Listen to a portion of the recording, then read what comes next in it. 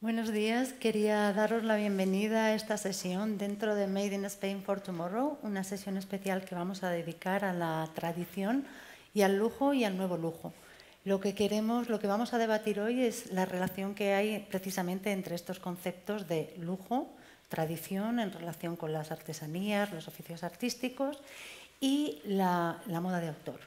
Entonces, antes de nada, que estoy yo muy nerviosa por empezar porque tengo muchas ganas de escucharos, quería emplear 2 segunditos en presentaros a cada uno de vosotros.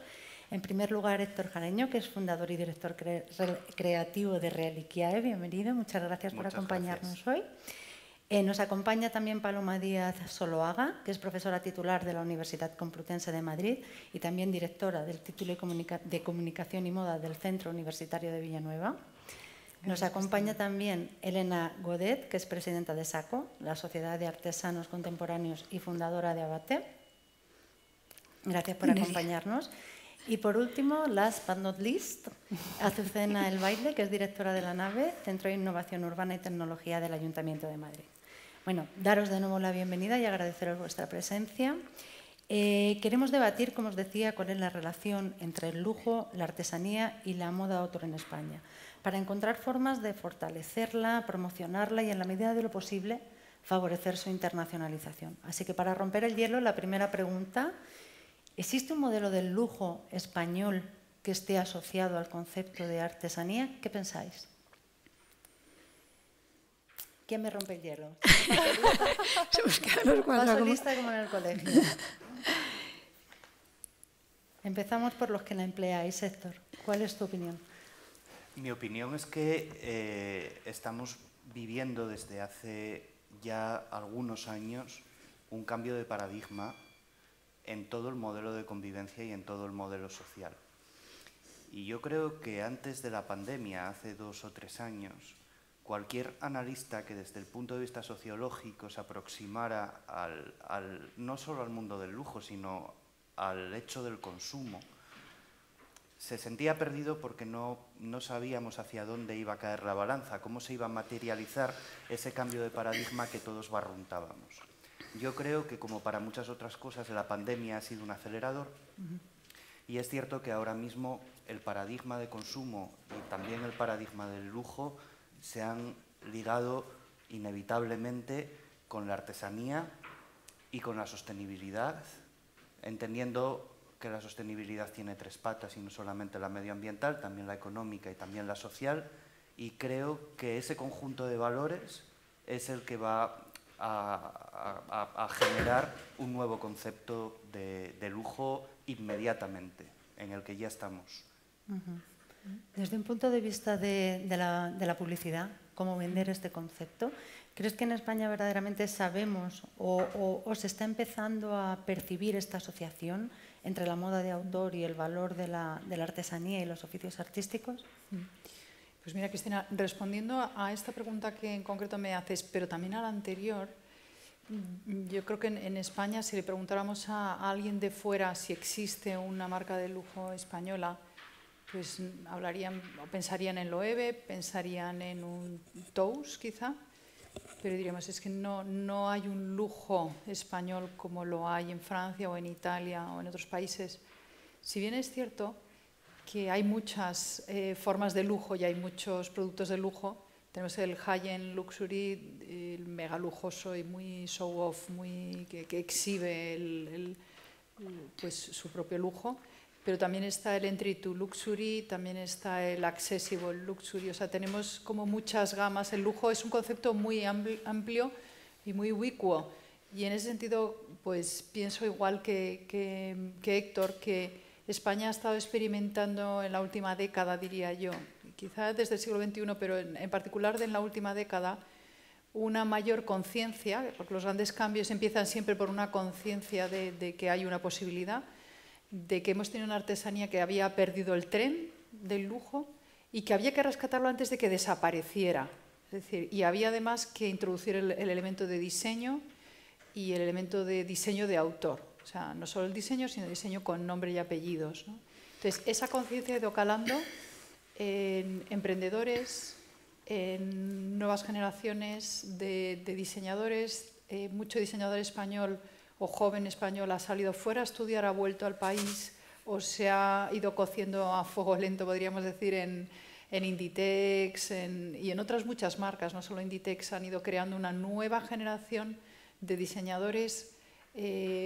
También ha habido muchas joint ventures, muchas iniciativas como colaborativas para lanzar marcas que quizá están en ese mercado de la entrada al lujo, del lujo un poco más accesible, no del high-end, pero que están haciendo no ya una nueva conciencia, sino una nueva raza, podríamos decir, de emprendedores que están haciendo un producto artesano, de lujo, quizá todavía un poco nicho, pero con formación internacional, con formación digital, y yo creo que esto es algo que ya es imparable, ¿no? También nos queda todavía el tiempo y el momento de aprender a comunicarlo mejor, quizá, y de comunicarlo con un lenguaje más global, a integrar de verdad otras estrategias, sobre todo el audiovisual, digital de las redes. En fin, es un work in progress, ¿no?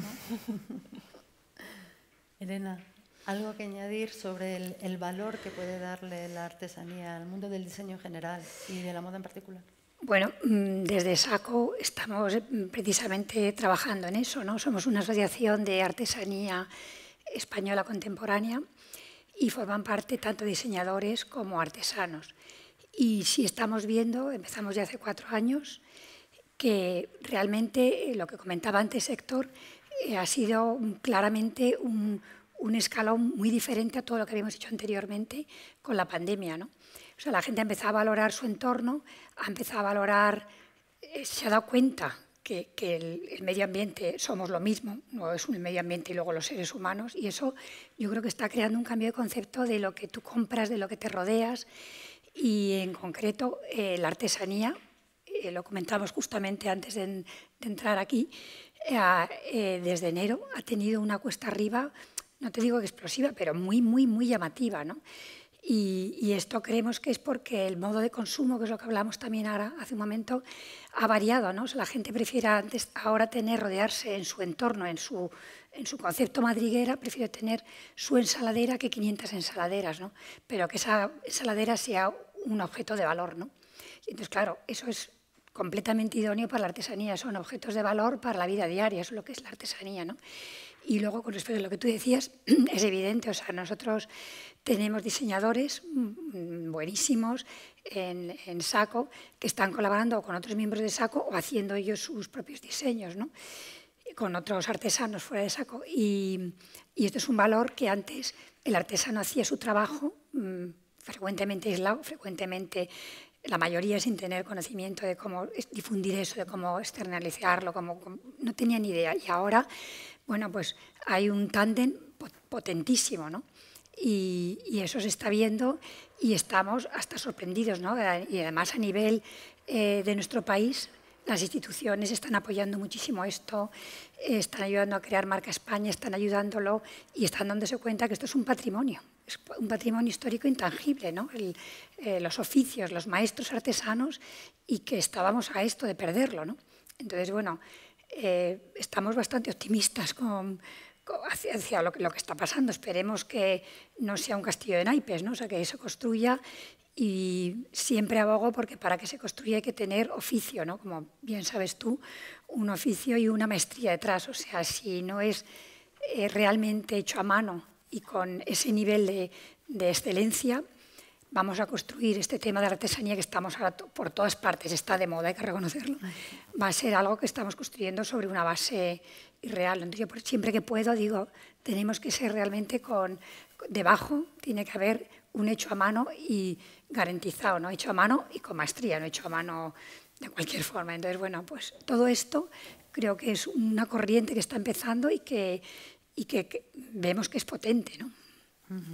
Pues justo tirando del hilo, ahora que comentas sobre el patrimonio inmaterial que suponen los oficios artísticos y la artesanía en general, normalmente, como comentaba, se requiere un conocimiento, y un conocimiento que a veces pierde su origen, es centenario, es incluso milenario y va pasando de generación en generación.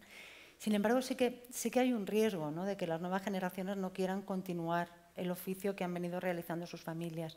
Entonces, creo que es interesante saber cuál es vuestra postura sobre cómo podemos fomentar o cómo podemos intentar recuperar y mantener este patrimonio inmaterial que tenemos en relación con los oficios artísticos. Por ejemplo, desde SACO, ¿qué tipo de medidas se está llevando a cabo? Pues mira, nosotros estamos, por un lado, vamos a empezar a colaborar con el IED en le llaman una titulación privada o algo así, porque no es un máster ni es un posgrado, ni precisamente sobre la alta artesanía, ¿no? Y creo que esto es una primera forma de que haya formación, esperemos que luego sea arreglada. También antes las escuelas de grado también tenían muchas formaciones en artesanía, queda una en la Casa de los Picos en Segovia, en concreto sobre textil. Y abogamos porque todos los maestros cojan aprendices, que eso es lo que ha sido toda la vida. Antes era una cuestión familiar y ahora no lo es. Nosotros, por ejemplo, en Abate, que somos la parte textil de SACO, bueno, hay más firmas, pero en concreto yo dirijo Abate, yo tengo ahora una chica joven que es gallega de 22 años que se ha venido a vivir a Segovia y está trabajando en Abate. Y ahora nos han llamado de la Casa de los Picos en Segovia que vienen 4 alumnas a hacer sus prácticas. Entonces, todas estas son chicas jóvenes y aunque yo siempre digo, no me puedo creer que esta niña que trabajó en París haciendo prototipos para una marca de moda de alto nivel quiere estar viviendo aquí en Torrecaballeros. Bueno, pues está feliz. O sea que también estas nuevas generaciones, primero que claro, ya no es el aislamiento de antes y están totalmente conectados al mundo. Y sí quieren y les produce una especie de relajación que huyen de otras instituciones o empresas más grandes y realmente yo la miro y digo, se ha hecho tintorera, es la tintorera de Abate y por ahora se quiere quedar. Entonces yo misma me sorprendo, pero es que me están llamando muchas veces para venir gente muy joven precisamente, no viene gente mayor. Y eso te das cuenta que quieren aprender el oficio y que les es gratificante, no quieren hacer otra cosa. Y sí creo que esto va para adelante y la forma es, evidentemente, educación institucionalizada y educación que esté compaginada con trabajos de formación práctica en todos los artesanos que todavía tenemos, que son bastantes. Yo creo que tiene que ir por ahí.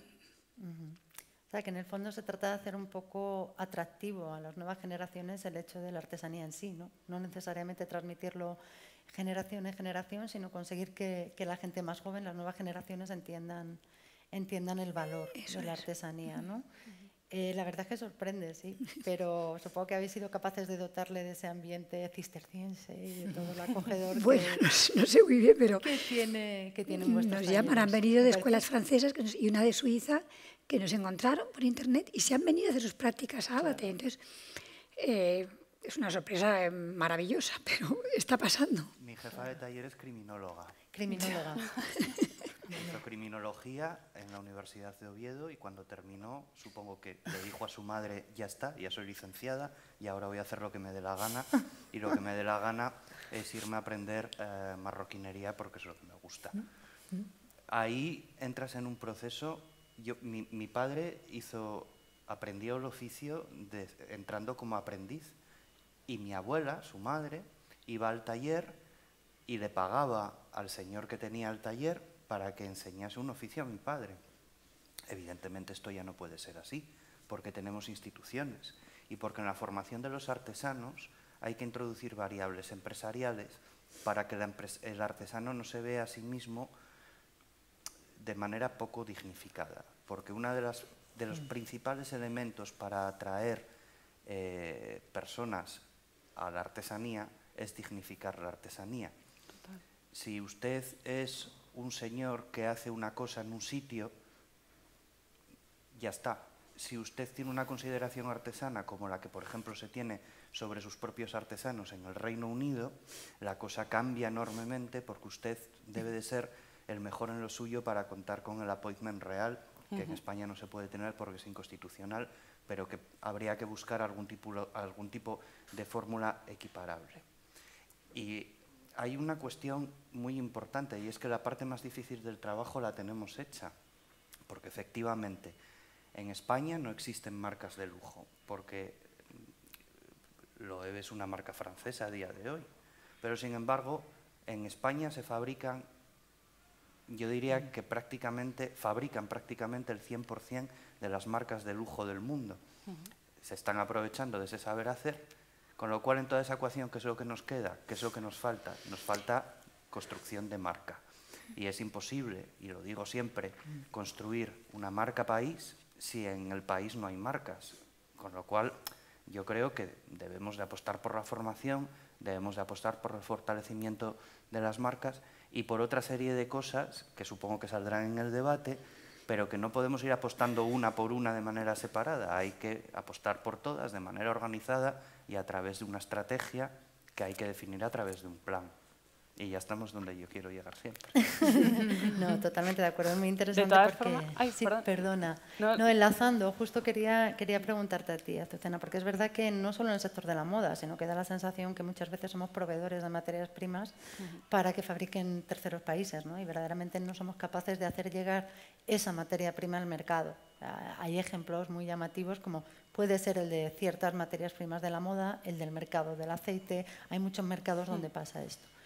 ¿Qué problema encontramos en el mundo, por ejemplo, de los inversores para que vean atractivo invertir y potenciar y convertir una empresa de moda pequeña y darle el gran salto para que alcance ese potencial y pueda llegar a crecer e internacionalizarse? A ver, nosotros lo que nos estamos encontrando, y es lo que comentábamos antes, es esa falta de escalabilidad. Yo creo que, y enlazando con lo que decía, que me parece fundamental de los aprendices que decía Héctor, o sea, es que creo que tenemos que trabajar por esa empleabilidad desde la base, a nivel institucional también creo, porque falta una base y una dignificación del artesano. Y esa dignificación del artesano pasa porque haya escuelas que empleen y que consideren que ser aprendiz en una casa, podemos hablar de moda, podemos hablar de textil, o en el caso de Ábate. O sea, estamos viendo que hay una tendencia y que el mercado nacional e internacional lo está reconociendo. Yo es que creo que desde el momento que se inundan las redes con artesanía, que la gente valora el turismo local, que se está volviendo, y creo que en eso la pandemia nos ha hecho apreciar de nuevo lo local porque no nos podíamos mover, y creo que eso se traslada a todo. Estamos redescubriendo a los artesanos alfareros, a los artesanos de marroquinería, estamos redescubriendo todo eso. Entonces, el inversor, ¿cuándo va a invertir en ello? Cuando vea una rentabilidad. ¿Cuándo ve una rentabilidad? Cuando hay una escalabilidad. ¿Tenemos una marca? Es que estoy de acuerdo con lo que decís. No la tenemos a día de hoy. O sea, no la tenemos porque está claro que pues, el calzado en España, se fabrica el calzado español y se fabrica el calzado de todas las marcas de lujo, ¿no? O casi todas. Entonces, para que esos inversores apuesten por nosotros, apuesten por las marcas, que creo que sí que las hay, tenemos que apoyarlas. Están también surgiendo muchas iniciativas de e-commerce para visibilizar ese producto artesano, esas prendas artesanas, y creo que pues el inversor empezará por esos, y está de hecho empezando por esos marketplaces, y luego llegará al origen. Pero para eso, insisto, hay que fomentar, retener el talento y sobre todo el talento de la primera fase del proceso. Sí, de hecho, uno de los alumnos del Centro Superior de Diseño de Madrid nos lanzaba esa pregunta precisamente y hacía comparación con la alta estima en la que se tienen los oficios artísticos, por ejemplo, en Francia, donde se identifican con placas, tienen ciertas subvenciones. Hacía mención incluso al desfile que hizo en 2019 Chanel para poner en valor a los artesanos con los que venía trabajando. O sea que, ¿creéis que el foco está precisamente en revalorizar esas escuelas de oficios artesanos? Sin duda. ¿Pasa por ahí? Sin duda. Yo creo que sí. Yo creo que la palabra que estamos diciendo todos es la de dignificar al artesano, y dignificar es muchas veces combatir pues, el trabajo sumergido. Y el otro día, hablando por ejemplo con una persona que tiene todo su proceso de producción artesana, con Javier Morato de Valverde del Camino, tiene una fábrica propia en Huelva, y me decía, un artesano al que contrataba, pues porque muchas veces tienen trabajos temporales, me decía, ¿pero me vas a pagar las vacaciones? ¿Me estás diciendo en serio que me vas a pagar las vacaciones? Sí, exactamente. O sea, que por primera vez en muchos años tenía tenía contrato legal, con seguridad social y con vacaciones pagadas. Y se sorprendía el hombre, ¿no? Entonces, eso es dignificar. O sea, está muy bien poner placas y hay que hacerlas, y el ayuntamiento lo hace en los negocios centenarios y celebra pues, hitos de los artesanos, pero por encima de eso y por delante de eso está el combatir el trabajo sumergido, me parece a mí, porque esa es la primera base, o sea, la dignidad en tu propio trabajo, ¿no? Es esencial, sí, totalmente de acuerdo. No, me parece que eso es sostenibilidad social. Exactamente. Sí, Es que se nos llena la boca hablando de sostenibilidad y la primera sostenibilidad es la humana. Por delante te diría yo de la del material, de la materia prima, que a veces nos engaña y nos hace creer que estamos comprando algodón orgánico cuando es una gran trampa, ¿no? Sí. Total. Sí. Estoy totalmente de acuerdo, porque a mí cuando dicen, por ejemplo, una pieza de bata, dicen es cara, y yo digo, no, no es cara, cuesta mucho, pero aquí todas las tejedoras, absolutamente todas, no se nos pasa por la cabeza que nadie no entre con un contrato, con sus vacaciones legales, evidentemente. Entonces, claro, si tú comparas cuando traen algo de la India, que le dan una rupia y hace no sé qué, pues es que no es lo mismo, ¿no? Entonces yo creo que el sello de que es español, que es europeo y que eso garantiza lo que hay detrás, es lo que tú decías, eso es esencial, o sea, es esencial, no podemos seguir adelante si estamos trabajando de una forma indigna, ¿no? Entonces... De todas formas, yo creo que aquí tenemos que mirar la vista atrás, porque durante mucho tiempo, yo creo que los años 80 y los años 90 fueron terribles para según qué cosas desde el punto de vista estratégico. Desmontamos todo el sistema de formación profesional. Eso es. Que es totalmente la base. Es algo absolutamente... Entendimos mal lo que era darle las oportunidades laborales a las generaciones siguientes. Entendimos que el mérito estaba en una serie de cosas que realmente tenían un valor especulativo, no tenían un valor real, un valor material detrás. Y yo creo que ahora hay que hacer el camino inverso. Hay que trabajar para la formación profesional y hay que hacer una estrategia a largo plazo. Que yo me permito disentir amigablemente, yo creo que es lo que le falta al inversor español cuando mira al artesano y mira a la moda de autor. Le falta visión a largo plazo. Le dice, entonces, ¿cuál va a ser el retorno a medio 3, a largo 5? Dice, no, es que tenemos que construir una marca y esto usted me va a perdonar, pero es que las francesas con las que usted quiere que yo me compare tienen 125 años. Claro. Dice, no, yo a ese plazo no juego, a ese plazo que jueguen otros. Yo juego al plazo de la cuenta de resultados a 3 años. Eso yo creo que es un debe en el lado de los inversores españoles respecto de las artesanías y la moda de autor en España. Afortunadamente, hay inversores que entienden que esto no tiene que ser necesariamente así en otros puntos del mundo. A lo mejor por eso hay que preguntarse por qué lo eres francesa. Claro, es que la realidad, como siempre, es poliédrica y a veces es un poco cabrona también, ¿no? También es verdad que hay que pensar en cuánto dinero hay en juego encima de la mesa. O sea, quiero decir, cuando volvemos al tema inversor, hablas de unicornios y dices, pero ¿cuántos unicornios hay en España? Bueno, pues es que no hay una masa tampoco de inversores. La masa de inversores que pueda haber en Francia, pueda haber en Italia, que además son modelos que valoran el diseño, como decías antes, Héctor, valoran el diseño y lo cuentan allí, o creo que lo decías, Cristina, hablando antes, y lo cuentan como un valor a tener en cuenta. Aquí no es, ¿por qué no es? En gran parte, pues porque el dinero que hay para mover es menor y entonces lo distribuyen en aquellos que reciben un retorno de la inversión mucho más rápido. Sí que es cierto que bueno, se está apostando no por lujo, y que es lo que nos ocupa hoy, pero sí que se está apostando en España por startups que están trabajando en nuevos tejidos. Pues, por ejemplo, en la nave tenemos a la gente de Sepia, con Fed a la cabeza, que trabajan en eso, en un cambio. No tiene nada que ver con lujo, eso no es lujo, pero creo que para apreciar el lujo hay que a hacer una apuesta muy grande, una apuesta, se nos llena la boca a todo el mundo con el tema de que si la despoblación, cuántos talleres textiles han cerrado o cerraron en la época dura que decías, ¿no? En los 90 por deslocalización de las fábricas en España. Bueno, pues es que lo hemos ido cosechando durante estos años, que estamos recogiendo los frutos, ¿no? Se premió la deslocalización. Se premió, es que es cierto. Se potenció un modelo de consumo, bueno, pues eran los valores que formaban parte de un paradigma y que eran exactamente los mismos en la España de Felipe González o en la Francia de Mitterrand que en el Reino Unido de Margaret Thatcher. O sea, es que al final la diferencia era absolutamente ninguna. El tejido industrial se desmontó en las tres exactamente igual, como si fuera el mismo partido, la misma ideología y el mismo paradigma. El problema es que ahora mismo Europa, yo creo que se está dando cuenta de que esto es un error estratégico y que tenemos que trazar una estrategia para recuperar la parte que se pueda de todo esto, porque es que hemos perdido competitividad, hemos perdido absolutamente todo lo que pensamos que íbamos a ganar, porque el modelo se ha equivocado.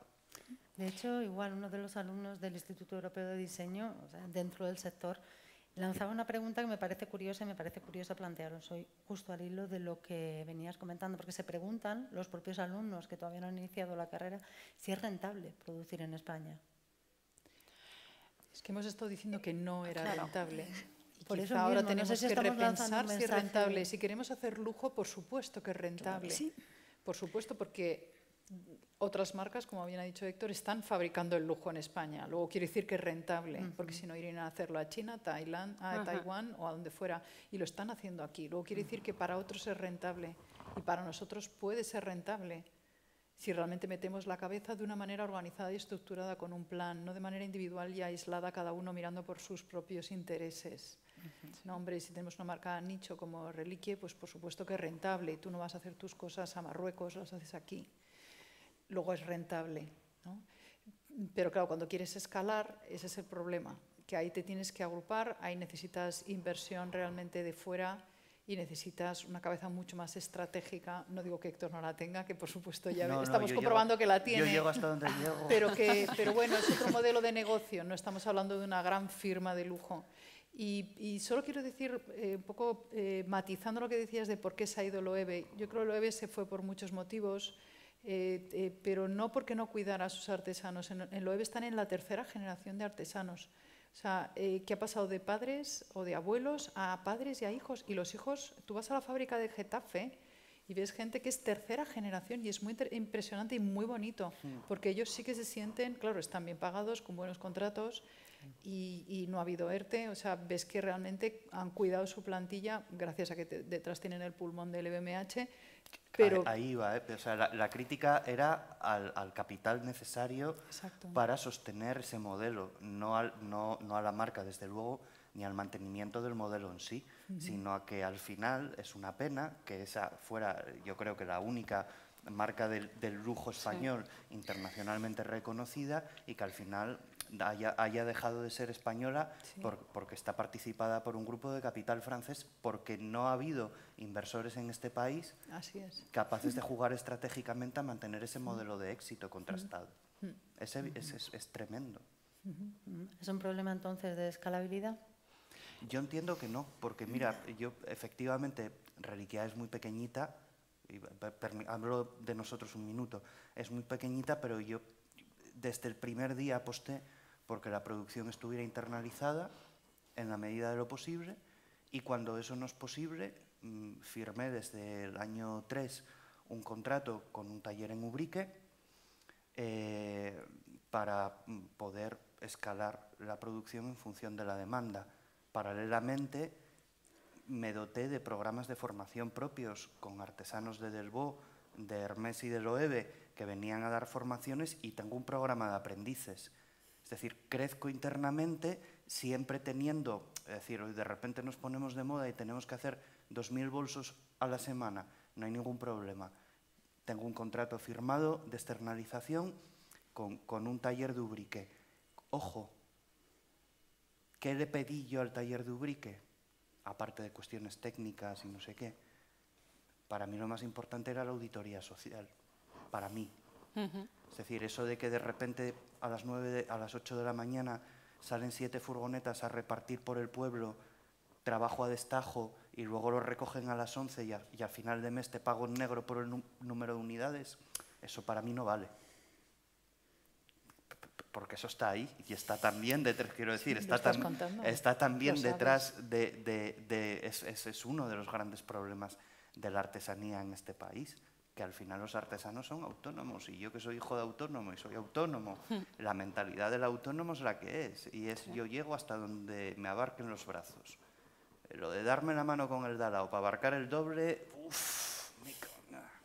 ¿Y si me roba? ¿Y si me estafa? ¿Y si se queda con mi idea? ¿Y si cuando aprenda el oficio se va y me hace la competencia? Hombre, ahí hay un temazo. Sí, estamos comentando y creo que es interesante también por ser absolutamente sinceros. O sea, estamos poniendo en valor la artesanía, estamos poniendo en valor que puede ser incluso el rasgo diferencial para la industria, pero es importante también comentar cuáles son las sombras de utilizar la artesanía como punto diferencial. ¿Con qué problemas os encontráis a la hora de incorporar estos procesos artesanos de producción? Por ejemplo, el tema de la externalización lo tienes resuelto, pero en sí podría ser un problema que tú ya has resuelto, ¿no? El tema de poder escalar. Pero no en todos los oficios no hay esa facilidad. En concreto, claro. en vuestro caso sí, pero en SACO, que tenemos representación de muchos oficios, en concreto, por ejemplo, 7 Formas, que hace torno en madera y en alabastro, pues es imposible, cuando tiene un pedido grande, encontrar un tornero. Claro. Nosotros, en el caso textil, nos es prácticamente imposible. Y ahora que está cogiendo ritmo Ábate, pues es dificilísimo encontrar a alguien que te sepa tejer bien. O sea, que hay gente que en su casa de cosas y tal, sí, pero que le puedas decir, hazme esto así, así, así, es imposible. O sea, no hay. Y como los oficios arte plumario, exactamente igual. En Ari Iglesias, que trabaja el arte plumario, que está también en SACO, pues ella hace sus cosas de arte plumario, pero como le viniera un pedido enorme, tampoco lo hay, ¿no? Entonces, y así en muchos oficios, ¿no? En sombrerería. ¿Me dejáis plantearos una pregunta?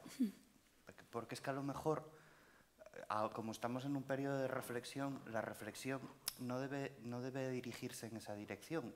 Simplemente lo lanzo. ¿Y si la escalabilidad no va por ahí?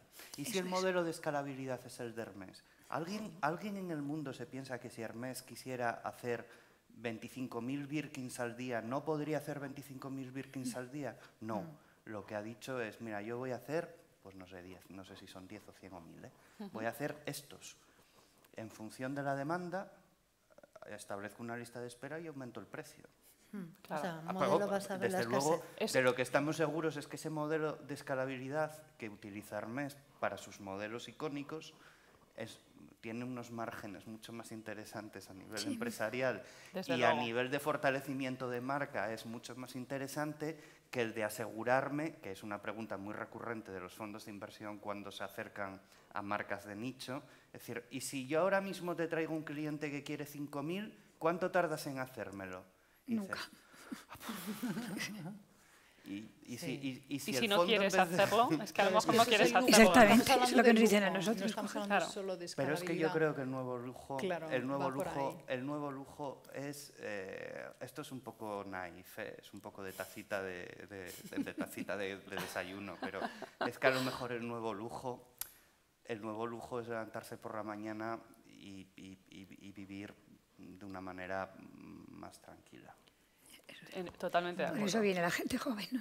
Te diré que eso es lo que dicen mis alumnos en la universidad, y no precisamente los más zánganos o vagos, sino la gente que tiene una formación más internacional, que ha viajado y te dicen, cuando hacen sus proyectos, el nuevo lujo es lo que acabas de decir.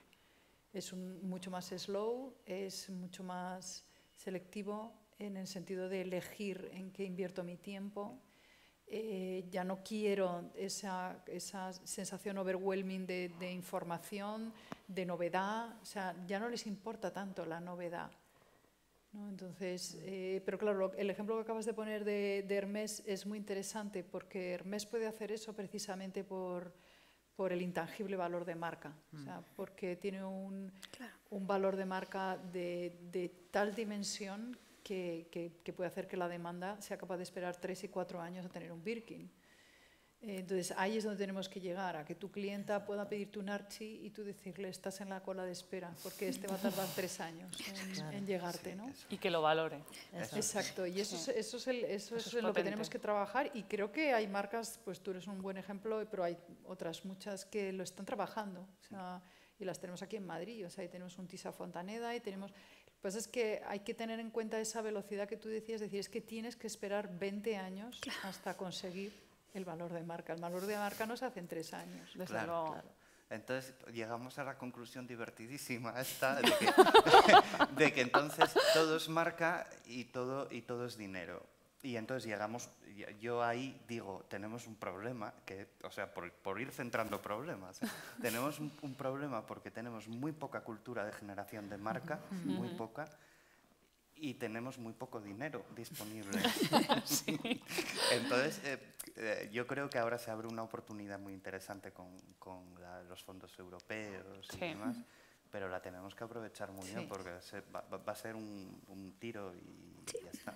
Sí. De todas formas ha funcionado. O sea, ha habido modelos que sin mucha marca es complicado, pero basar el éxito en la generación de escasez, de crear un poco de ansiedad por poder poseer ese producto, ha funcionado con marcas que, de hecho, el nivel de producción, yo estoy pensando en el fenómeno Supreme, que en ropa deportiva lo más alejado del lujo posible, o sea, son camisetas para hacer, bueno, o sea, una marca surfera, camiseta 100% de algodón. Entonces, quizá, no sé cómo veis, si es una variable con la que se puede jugar. Despertar ese interés por la escasez, por lo de verdaderamente es una serie limitada. No tengo interés en hacer 5.000 productos iguales, sino en revalorizar el producto en sí, en el hecho de que es un producto escaso. Necesitas masa crítica y comunidad para eso. Yo os quería decir una cosa, que tenemos un ejemplo en España que es optimista. Es decir, por ejemplo, en España, ¿por qué la gastronomía, que hace 15 años era desconocida y ahora está en el mundo ahí? Yo no sé muy bien cómo lo han hecho, porque no estoy metida en este tema, pero es verdad que ahora mismo la marca España en gastronomía, en vinos, como lo hemos hecho en vinos, y ahora las bodegas es algo emblemático, hay turismo enológico, hay, es algo muy, muy valorado. Se está vendiendo hasta en Japón los vinos españoles, ¿no? Hay vinos de autor con zonas muy pequeñitas de cultivos, o sea, que ¿cómo lo han hecho? Y hay cocineros a nivel mundial de primera, que son españoles. Entonces, hace 20 años nosotros teníamos la paella, las lentejas y poco más. Y ahora, mirar lo que es la cocina. Entonces, ¿por qué no lo vamos a saber hacer también con la artesanía, no? Pues yo creo que eso lo han hecho sobre todo con la unión y el ir todos a uno. Pasó con la gastronomía, pasó con los oliveros de Jaén, o sea, que hace 15 años pues, producían aceite y ya está, y ahora la mayor parte de los aceites premium, ¿no? Están ahí en Jaén, y estamos hablando de 15 años vista. Y se unieron todos. Probablemente con apoyo institucional, obviamente, pero se unieron todos. Los y con una base de formación importante. Con una base muy potente, chupando en este caso esta palabra un poco rara, pero de Francia, ¿no? de la cocina francesa, de cómo se había hecho allí. Pero que no ha sido Creo que es bueno aprender de otros sectores. Ha sido relativamente... Sí, 10-15 años. Que también se están haciendo en moda, porque ACME está haciendo un trabajo excepcional, ¿no? De unificar, de representar, de poner en valor, de mostrar pues, lo bueno de cada uno, pero también la fuerza de la unión. O sea, creo que ese ejercicio se está haciendo. Es lento, lo que decimos siempre es que es lento y tiene que ser sostenido, o sea, coherencia y consistencia, decimos siempre, ¿no? Es el gran paradigma del branding. Coherencia porque tengo que ir transmitiendo el mismo mensaje de una manera sostenida en el tiempo y adaptándolo también a los cambios sociales que son imperceptibles pero constantes y cada vez más rápidos. O sea, la evolución de la sociedad es cada vez más rápida. Y hay que estar siempre pues, atento, ¿no? Y prestarle mucha atención, pero creo que la creación o el impulso institucional por ejemplo, de ACME y de otras iniciativas, ¿no? Madrid es moda, Madrid capital de moda, o sea, van en esa dirección, o sea, de hacer nombre, de representarnos internacionalmente y luego de una cosa que parece una tontería, pero es muy importante, y es de que nosotros mismos nos lo creamos, ¿no? Y a base de oírlo, digamos, oye, que es verdad. ¿No? Me parece que ese discurso del españolito que va con su maletita fuera ya ha cambiado, ya no somos así. O sea, de hecho, ya cuando vas al extranjero y vas a Nueva York y otros sitios, ya ves que el español ha ido sacando pecho y se lo ha ido creyendo. Nos falta todavía, pero quizá de puertas adentro todavía tenemos que terminar de creernos que hacemos cosas verdaderamente increíbles, Totalmente. preciosas, innovadoras, absolutamente estéticas, no sé, o sea, que trabajamos muy bien en el país, ¿no? Entonces... Hay una parte que, y esto controla mucho más Paloma, pero del cambio del consumidor. Yo sí que estoy viendo cuando todas las nuevas generaciones, sus patrones de consumo cambian en todos los sectores. Y me doy cuenta también al contratar a la gente que forma parte de tu equipo, que tiene otros valores, que valora sobre todo, o sea, ya no viven para trabajar, sino que trabajan para vivir. Eso se está notando en el consumo. Y cuando hablas con ellos, oye, ¿y esa camiseta, ese bolso, ese no sé qué? No, pues valoran que sea una marca que tú no conoces, que lo fabriquen aquí y que además sea sostenible y que te enseñen y sean transparentes con sus etiquetas y te digan esto vale tanto, esto viene de aquí. Es una moda que viene de fuera, pero que ahora se está haciendo bastante. La estoy viendo en varias marcas españolas, ¿no? Están diciendo ¿por qué cuesta esto? Y no pues algo de fast fashion que has comprado. Bueno, es que no lo está cosiendo me iba a decir un niño, lamentablemente, pero es que lo está cosiendo una señora en Cuenca. Claro. Y eso es importante. Y lo que tú decías también es muy importante, lo de la unión. Nosotros empezamos en Saco, siendo 8 miembros fundadores, ahora somos 20 y tantos y constantemente nos llegan de todas partes, de Valencia, de Cataluña, el País Vasco, gente que quiere entrar y nos creemos el valor de lo que hacemos, ¿no? Y entonces, bueno, pues esa unión, yo creo que, bueno, ahora somos chiquititos, pero llevamos ya 2 exposiciones grandes patrocinadas por Mazda y vemos que sigue. Ayer mismo tuvimos una reunión con Mazda y que quieren seguir y está poniéndose en valor que sea marca España, ¿no? Que al final es lo que queremos. Queremos ir a ferias de decoración internacionales, pero no con un stand que aquí esté mi marca, aquí la tuya, sino hacer una escenografía del stand que sea Saco, ¿no? Y ese concepto yo creo que va entrando. Y luego, respecto al tiempo, es verdad que es lento, pero ahora también tenemos la sensación de que los tiempos son más cortos. O sea, hace 50 años todo era demasiado lento, ¿no? Pero ahora de repente te llaman de unos sitios constantemente y a veces tienes que parar, ¿no? Decir, bueno, esto está acelerándose de un ritmo que tampoco queremos, ¿no? O sea, que por un lado es lento, pero tiene que haber solidez, eso es verdad, y trabajo detrás. Pero si una vez que lo hay, yo no creo que sea tan lento como que no lo vayamos a poder, por ejemplo, conocer los que estamos ahora en Saco. Yo creo que sí lo vamos a conocer, porque es todo más acelerado, ¿no? El mundo que vivimos, para bien y para mal, ¿no? O sea, ¿creéis que se está revalorizando, o sea, que el consumidor final español percibe el Made in Spain como algo positivo? Porque tradicionalmente, como sabéis, se han intentado afrancesar, italianizar marcas, es un fenómeno muy habitual. Y yo percibo que cada vez menos, pero quería saber cuál es vuestra opinión. Si verdaderamente el hecho en España es algo que se perciba como algo positivo, indiferente o incluso algo a ocultar. Habría que testarlo porque yo tengo tu misma sensación. O sea, y yo creo que a veces hay más orgullo, más deseo y más valoración de algo hecho en el país. O sea, pero no sé si es una percepción que nos lo repetimos unos a otros o por eso digo que habría que investigarlo, ¿no? Desde la universidad quizá o desde Modaes, que investigan todo, porque es una sensación real, yo creo que tenemos todos, ¿no? Y yo, de hecho, he hecho un poco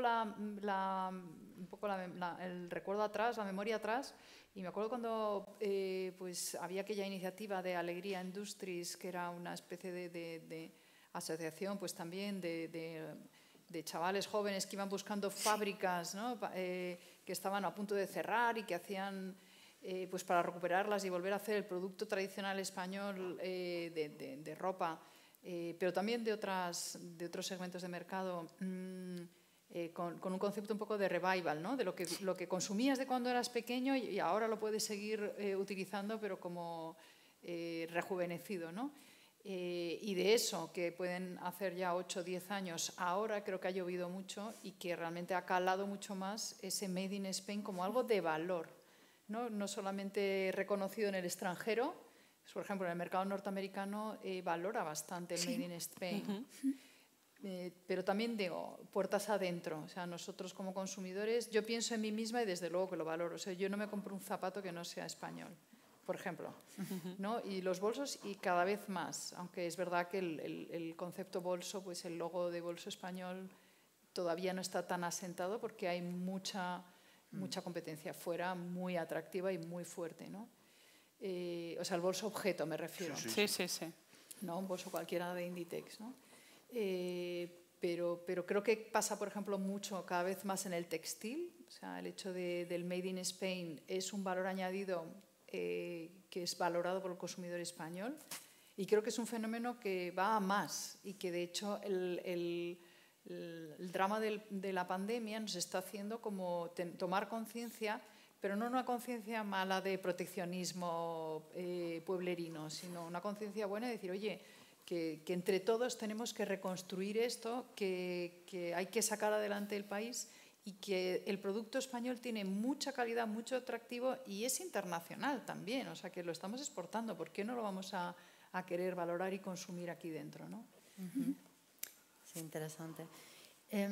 Habéis mencionado de forma muy recurrente la necesidad de fomentar los oficios, de dignificar la profesión de los artesanos.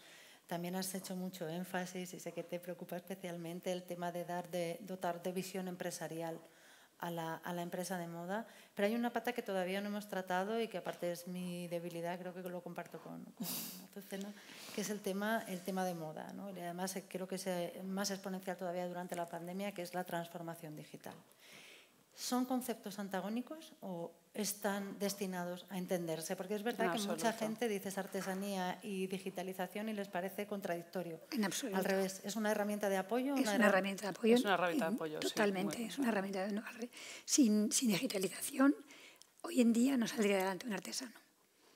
Es algo que está unido y que es el mundo. Si no te desligas del mundo y sigues siendo un artesano aislado en donde estés. Entonces, eso lo estamos viendo en todos los oficios de artesanía que vemos dentro de Saco. El que no está haciendo eso, incluso algunas artesanas, sombreras que dicen, no, es que yo esto no lo sé hacer, no sé qué, cómo voy a llevar yo mi Instagram. Estamos dentro ayudándonos unos a otros porque eso es imprescindible. Y no tiene nada que ver que tú hagas absolutamente tu pieza hecha entera a mano con que sepas moverte, ¿no? La digitalización es una herramienta. El problema es que a veces tomamos la parte del discurso por el todo y confundimos la herramienta con el fin. O sea, digitalizarse, por digitalizarse eso es tirar el dinero, y tirar los recursos y tirar el tiempo. Hay que digitalizarse para algo. Y lo primero que hay que tener en un plan de digitalización, como para todo lo demás, es el producto. El producto, que es el depositario de los valores de la marca. El producto en sí mismo es relevante, digamos que como el valor en la mira y la calidad se le supone, ya está. Tiene que llevar los valores de la marca y ese producto tiene que salir fuera. Y la digitalización es una herramienta tremendamente útil. En mi opinión, es una herramienta sobre todo útil para la internacionalización. Es decir, yo siempre acompañaría digitalización para la internacionalización, porque el hecho de tener o estar en una plataforma digital o de tener redes sociales en sí mismo tampoco vale para nada si no tiene, y ahí viene la segunda parte, una gestión profesionalizada. Y el gran problema es que yo creo que las asociaciones, pues como está haciendo ACME, como está haciendo SACO, las asociaciones profesionales, yo creo que tienen que ser proveedoras de servicios y que luego tenemos que poco a poco los artesanos, los diseñadores, esa mezcla feliz de diseño más artesanía, tiene que ir pensando en profesionalizarse. Y tenemos que ir pensando en luchar contra la atomización y tenemos que ir pensando en ir uniéndonos en estructuras o supraestructuras empresariales como consorcios, etcétera, para conseguir objetivos concretos. El de digitalizarse, es decir, yo creo que estamos tardando en plantear consorcios para la digitalización, en la internacionalización, exactamente igual, estamos tardando en la generación de consorcios para la internacionalización y en otra serie de cuestiones como por ejemplo la sostenibilidad, que entra dentro del mismo pack, porque la sostenibilidad no solamente pasa por el desarrollo de los materiales, sino también por la auditoría de los procesos, por el modo la propuesta de consumo que se haga y todo lo que hay alrededor de todas estas cosas. Entonces, es que al final es como la cereza. Coges una y sale todo el cesto. Y esto es exactamente igual, lo empieces por donde lo empieces. De hecho, como ejemplo, y no sé si hay algún ejemplo o habéis tenido la ocasión de participar, algunas marcas de lujo están intentando comercializar sus productos utilizando tecnología blockchain para el tema precisamente de la trazabilidad, poder determinar el origen de los materiales e incluso, que estábamos comentando antes, en sucesivas ventas de segunda mano, poder autentificar los productos, ¿no? Saber cómo ha nacido y cómo ha ido cambiando de manos. No sé si os parece algo interesante para el mundo de la moda. ¿Os han propuesto proyectos? ¿Están trabajando proyectos en España en este sentido? Pues, a ver, el tema del blockchain, yo aplicado a la moda, sí que he leído, pero no lo... O sea, lo he visto aplicado a otros sectores, pero en concreto a la moda no. ¿Por qué? Porque no sé si hace falta meter blockchain para llegar a esa trazabilidad, hasta qué punto es necesario, porque la trazabilidad es relativamente rápida en un Made in Spain. Quiero decir, no hay tantas fases del proceso, incluso lo que decías del segunda mano. El blockchain para cosas más complejas lo veo, para esto, en mi opinión, no. Y bueno, relativo a lo que decías antes con el tema de la transformación digital, yo creo que hay muchas iniciativas para la transformación digital. Hablaba antes Héctor de los fondos europeos, van a llegar cantidades ingentes que no vamos a saber, no va a haber gente para formar, me da la impresión, porque va a haber mucho dinero en formación y creo que se debe aprovechar. Pero sí que es cierto que creo que los artesanos tienen que seguir haciendo lo que hacen y incorporar a gente a su equipo pero es que si no, en el momento que quieres, es que ha habido muchas iniciativas para ayudar a la digitalización, pero es que un artesano no es Juan Palomo. Quiero decir, no lo puede hacer todo. O sea, si tiene que dedicarse a crear, tiene que dedicarse a crear. Y entonces incorporar a gente a su equipo y esa gente será la que lleve la estrategia digital, siempre teniendo en cuenta esa idea que llevabas, ¿no? De yo me dedico a lo mío, tienes que tener un buen producto y alrededor de eso forma un equipo y eso es lo que me va a dar escalabilidad si quiero llegar. Pero es un fin, pero tienes que dejar crear, ¿no? O sea, es una herramienta, perdón, pero tienes que dejar crear, que ese es el fin. Y perdón porque he enlazado la idea anterior, pero bueno, insisto, a mí el blockchain es algo que me apasiona. Creo que todo lo que nos sirva para ver ese final, pero creo que si ponemos en valor nuestra industria local y la sostenibilidad está en poner en valor esa industria local, la trazabilidad no es necesaria porque es relativamente rápida. Ya probablemente tenemos más un tema de marketing que un valor sí, real, ¿no? Sí, me da la impresión de que sí. Sí, que tenemos que trabajar más esa parte. Nada, pues estamos terminando ya y quería ver si podíamos terminar con un titular por parte de cada uno de vosotros sobre qué pensáis que se puede hacer para mejorar la percepción de la marca España en el mundo de la moda. Plan estratégico, multidisciplinar, multisectorial, que incluya todos esos eslabones de la cadena de valor. Se podría entrar mucho más en detalle, pero no toca. Una estrategia muy clara y que no genere una burbuja en torno a los fondos europeos. Es absolutamente fundamental.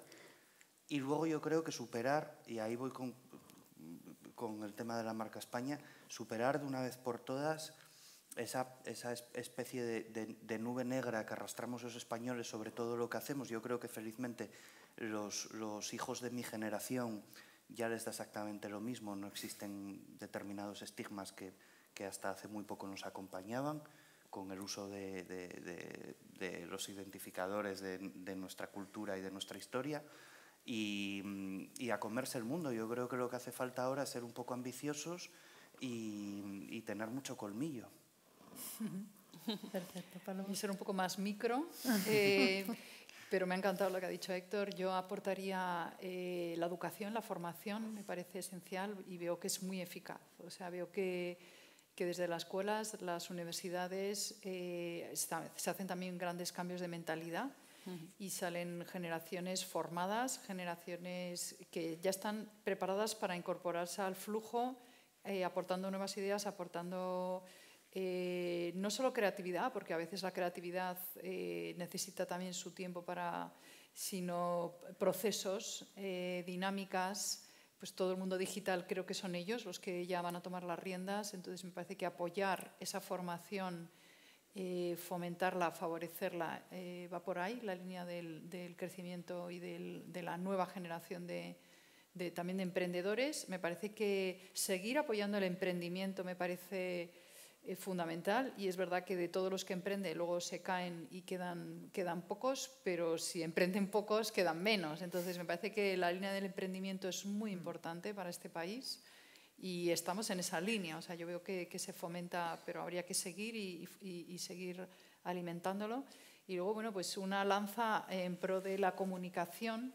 Hemos hablado poco de comunicación y hemos hablado prácticamente nada de la dimensión comunicativa de lo digital. Creo que las redes abren un campo enorme a las marcas españolas para construir ese relato en el que se habla también de intangibles y que no son un globo que se pincha, sino que detrás está la historia de una artesanía, la herencia de una marca, el acervo de una cultura, y todo eso hay que seguir comunicándolo.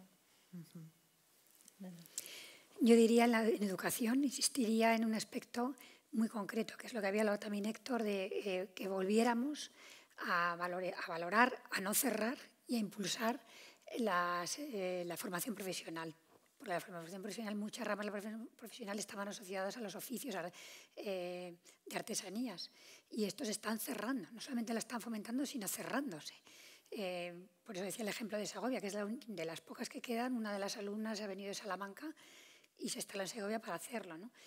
Y otra parte importante es que yo insisto muchísimo en la veracidad, ¿no? Que lo que estemos haciendo tenga un fundamento sólido de los oficios. Y eso estamos ahora en Saco precisamente creando un instrumento de medida de que lo que he hecho es a mano. Es cierto que es hecho a mano, o sea, que puede tener un acabado, no sé qué, pero que no haya fraude en esto, porque si no, en concreto las artesanías se nos va a desmoronar, ¿no? Entonces, la veracidad y la formación en un aspecto concreto, aparte, por supuesto, todo lo que habéis dicho, en el hacer, en el oficio. Muchas gracias, Azucena.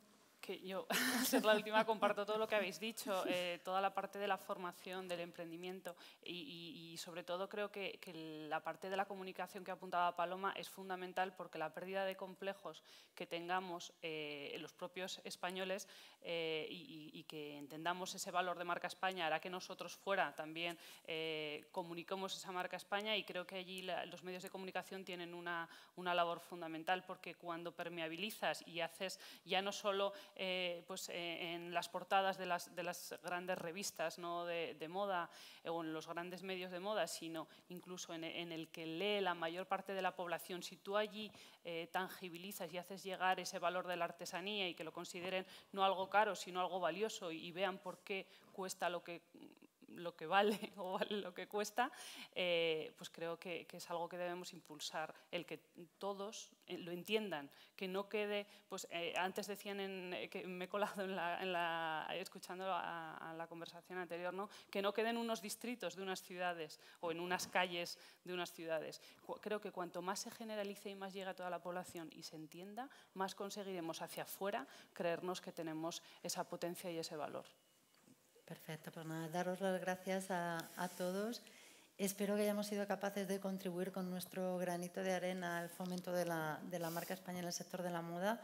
Y bueno, la diferencia de perfiles de hoy creo que es el camino que estabais indicando, ¿no? Cómo colaborar, cómo intentar trabajar todos unidos para conseguir algo que en el fondo nos beneficie a todos desde esa triple sostenibilidad que comentabais. Así que muchísimas gracias por acompañarnos hoy. Gracias a vosotros. Gracias a ti.